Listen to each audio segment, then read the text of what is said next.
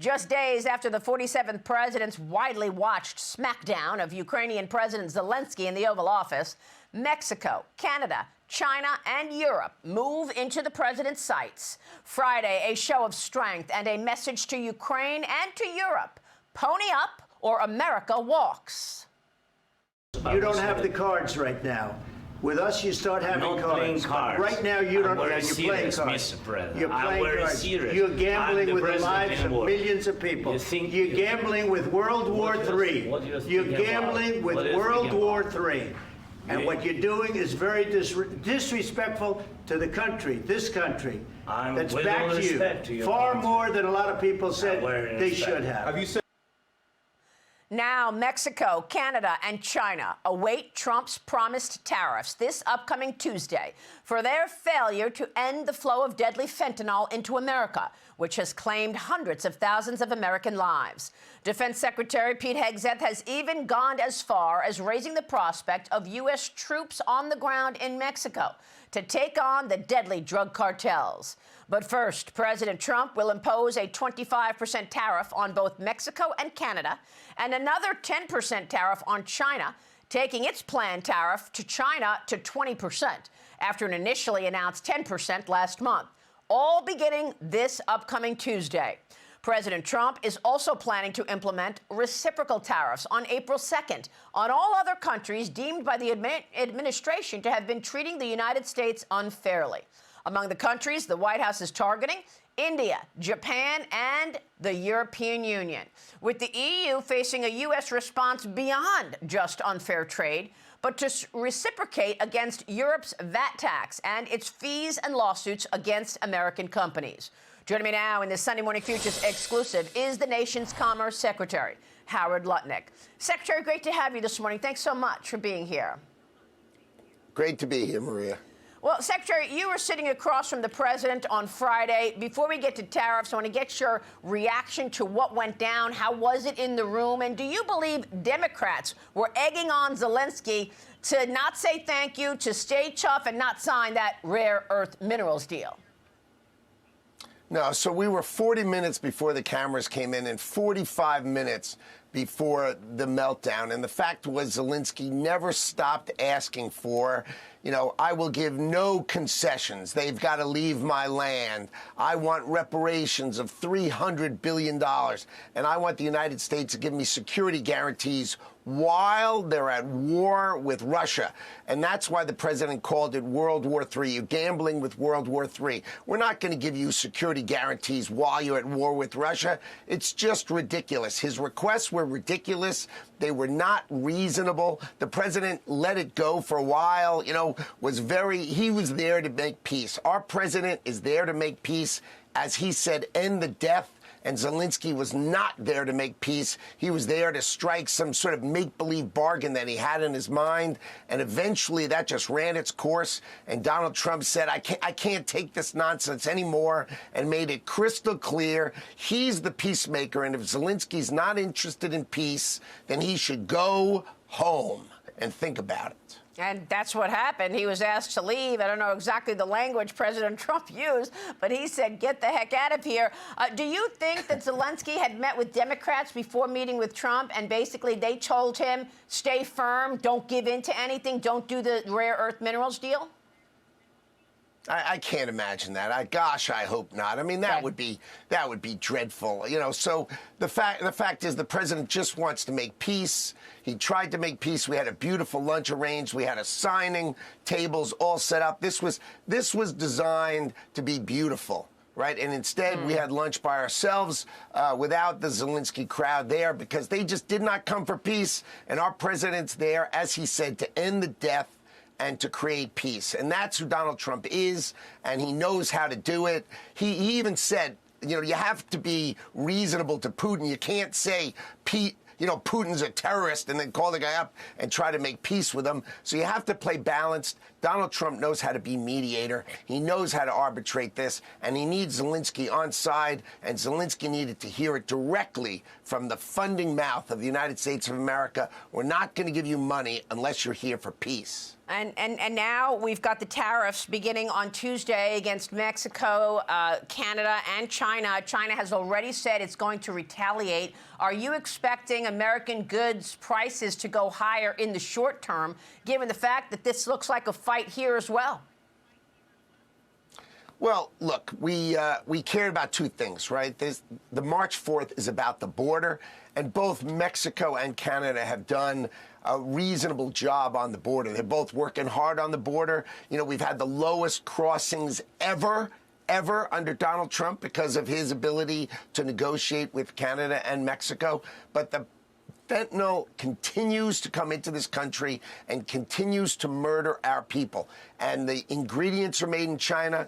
They're sent to Mexico and Canada, and then they come and attack our country, and that's got to end. So the president's been crystal clear on those 2 points.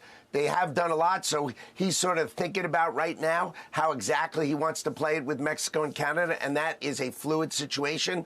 There are going to be tariffs on Tuesday on Mexico and Canada. Exactly what they are, we're going to leave that for the president and his team to negotiate, and obviously I'm talking to him all the time to discuss what that's going to be on Tuesday. But China's got to stop making these ingredients.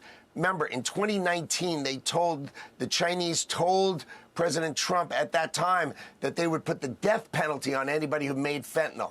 And today, they're giving the maximum subsidy they possibly can to the people making those ingredients. So the Chinese need to stop this murder of Americans, and Donald Trump is the only president who protects the American people. Well, it sounds like President Trump knows exactly his customer in China and is dealing with that. But in terms of Mexico and Canada, what I think I hear is there is some room here. Maybe 25% tariff doesn't go into effect on Tuesday. Maybe he's able to negotiate it down, given that they have shown some willingness to help on the border.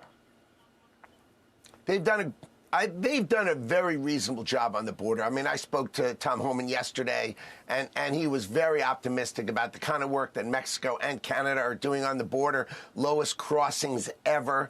So in that regard, they've done an excellent job, but they just haven't moved on the fentanyl deaths in America, and that's one of those key things, protecting the lives of Americans. So the president is thinking about it. I think there are going to be tariffs on Tuesday on Mexico and Canada. Exactly what they're going to be, I'm going to leave that for the president to decide. He's got great advisors. I'm obviously at the table with him, and so are others. He's going to think about it. He's going to put them into place on Tuesday. You know, the Canadians and the Mexicans have been talking to him. I think China's set. They either end these subsidies, and they end making these ingredients from fentanyl, or he's going to put tariffs on there. And if they think they're going to retaliate, remember, they have so much more that they sell to us than we sell to them. It's not even close that this is not a battle that we're ever going to lose. And the president knows it. He does have the cards, and he's going to protect Americans. Secretary, what about others and these reciprocal tariffs? You've been tasked with this job to study what reciprocal tariffs look like. When you look at Europe, are we talking about a tariff much higher than 25% because you're including the VAT tax and also all these other things that you've talked about before? It's not just about trade when it comes to Europe, is it? Well, there's two things going on. Number one, there's reciprocity. Right? They have a VAT tax, and they have a tariff on cars. So 10% on cars plus, and all sorts of other products. Plus, they have all these non-tariff barriers where we can't sell our hair dryers there, but they can sell their hair dryers here. This nonsense has got to end. So that's reciprocity. And then number two, the president has called out cars. He's called out semiconductors. He's called out pharmaceuticals. He's called out copper, steel, and aluminum. You know, he is focused on bringing manufacturing back to America, and he's going to make sure it comes back. So we want cars made here. We're going to reinvigorate Michigan. We're going to reinvigorate Ohio. This president is totally focused on building America back, and we're going to use tariffs to create fairness so our farmers can finally imagine India has 1.4 billion people, and they won't let us sell our agricultural products there. This nonsense has got to end. Imagine Modi came to America and in the kindness of his heart, he cut the Kentucky bourbon tariff from 150% all the way down to 100%. I mean, come on. We need fairness, and we need the strength of Donald Trump to make the world reasonable to America and stop picking us off. It's over. Donald Trump's going to end it and make the world trade fairly with America, finally. Secretary, before you go, real quick, how worried should we be about an economy that is slowing in all of this? We saw the GDP last week. There are new worries that the Wall Street Journal wrote about, worries mounting that the Trump agenda testing economy's resilience. The Lindsay Group out with a report, can Doge induce a recession? Are any of these moves worrying you that we're actually going to see it cut into growth over the near term negatively? No, no, no. So let's, the Commerce Department runs the statistics of GDP. You know, the governments historically have messed with GDP. They count government spending as part of GDP. So I'm going to separate those two and make it transparent. That lower government spending, it's one thing, it goes like this.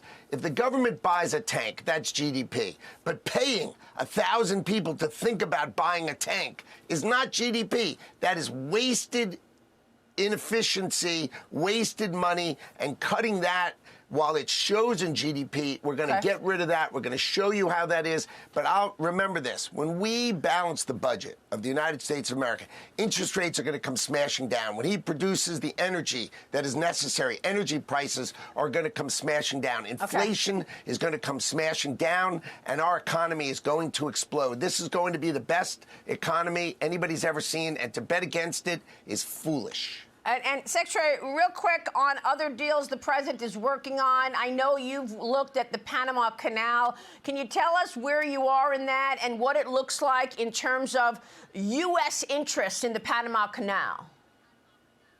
I mean, imagine this. So we give the Panama, we spend in current dollars $1 trillion, and 38,000 Americans lose their lives to malaria to build the Panama Canal. Jimmy Carter gives it to them, but says they cannot favor any nation.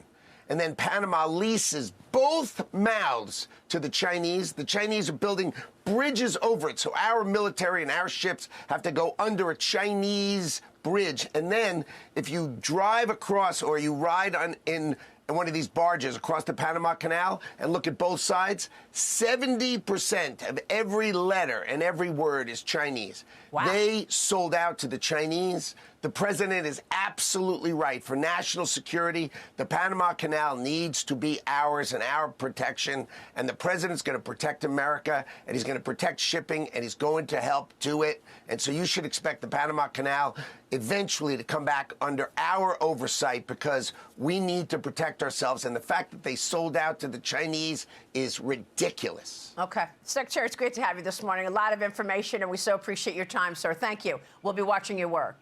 Love being here. Thanks. Commerce Secretary Howard Lutnick. Thank you, sir.